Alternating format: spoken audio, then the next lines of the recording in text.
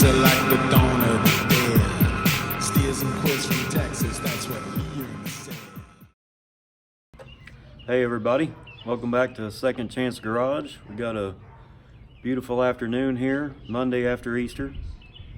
I'm going to try drilling out the spot welds on this firewall assembly I got here. It's got some parts on it that I need, and right or wrong, I'm not sure, this is the way I do it, so thought I'd make a little video showing you how it's done by my method. Got a automatic center punch here, spring loaded, $3 Harbor Freight. You can use this to put a little dimple in all the spot welds. Go back with a small drill bit, drill it through where the center punch was. Then you pick you up some of these spot weld cutters. This was $21 for 13-piece set. Includes the shank that goes in your drill and 13 of these cutters, which they're two-sided. If you dull the teeth or tear up the teeth on one side, you can take them loose, flip it around and use the other side, so technically you get 26 chances to rip the teeth off of them, which I do quite often. If you're drilling anything and you start getting your cutter cockeyed into the hole at all, it'll rip the teeth right off of them. But by far the easiest way to do it without damaging too much metal around what you're working on. And let's get started. All right, I had a delay there, kicked my drill over with my foot, broke the drill bit, so I had to get another one. Typical day out here in my garage. If you can see what I'm doing here, this would be your factory spot weld. Some of them are harder to see than others. I wiped that dirt off of that one so you get a better view of it. There's one. You can see them pretty much all along here. If you ever come to one spot that you can't seem to find it, take you some sandpaper or something and sand around the area you think it is, and the indented spot will stay painted. You can identify it a little bit easier. So let's do this.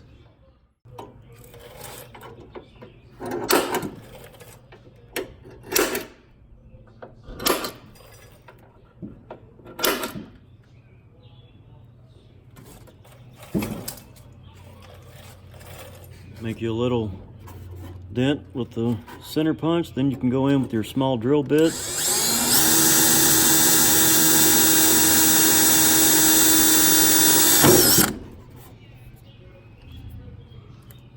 Drill you a hole through there.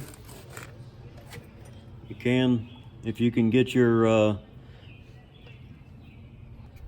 spot weld cutter to cut that panel without walking on you, you don't have to drill all the way through. I find it easier just to drill through, because you're going to be spot welding it back together anyway. So this gives you something for your center of your spot weld cutter to hold on to.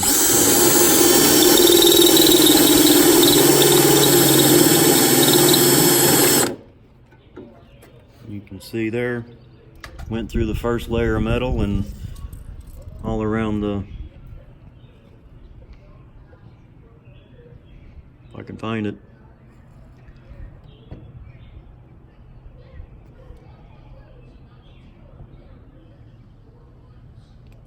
Cut all around the spot rivet, or spot weld, separating the two pieces of metal there. Okay, so back at this again. Had company show up and somebody invited me over to visit, so I did that. I'm back out here now, and let's see if we can get this firewall taken apart.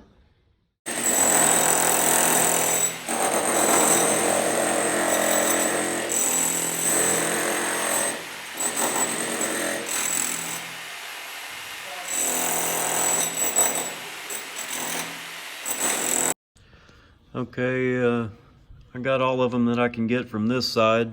Reason I went from this side as much as I could is when I put this panel back onto the other truck, I'm not going to have a bunch of holes there along this where all the spot welds were. They're on the inside, so I'll be able to preserve some of that metal there. I won't have to fill in a bunch of holes with weld, except for that one. Couldn't tell how deep the spot weld cutter was. That's all of them I can reach. Spun this firewall around. Now I'm going to go through and get the ones that I can't get from the opposite side, all along this edge here. So majority of them I got from the opposite side. Now I'm going to get the ones I don't have access to from the other side.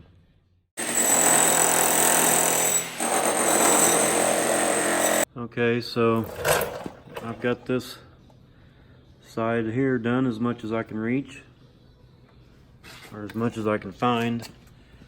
You can see down in here we got the factory seam sealer. I'm gonna have to scrape all that out. Follow along this channel. This channel's kind of rough. Not sure if I'll be able to find the spot welds up here or not. I'm just gonna have to see how it goes. I think I'll put the wire brush in my drill and see what I can do with that. Okay, well, change of plans. Apparently my boy used up the wire wheel on the Chevelle, so I can't, my wheel diameter isn't big enough to get down in that groove, so I'm gonna have to continue tomorrow after I go to the wire wheel store, or Harbor Freight I should say. So, and it's about 10:30. I'm tired.